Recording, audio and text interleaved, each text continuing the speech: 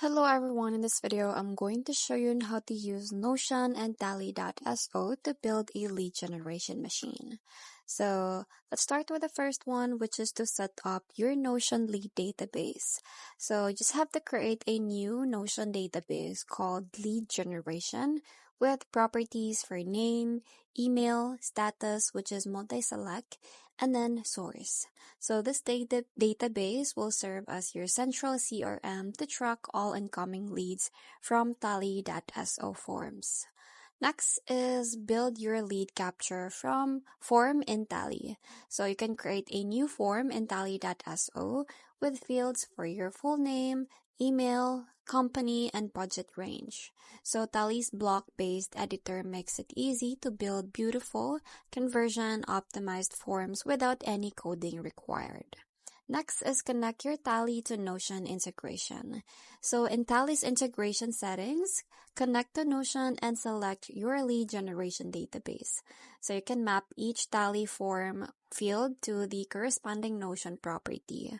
Now, once connected, every form submission automatically creates a new database entry. So you can also test the integration with a dummy submission and then before going live to make sure all the fields mapped correctly. Next is monitor the incoming leads. So as leads submits to the form, they automatically populate in your Notion database. So you can view all the leads in the table with columns for name, email, company, status, and date added. So you can also filter and sort leads by status or date.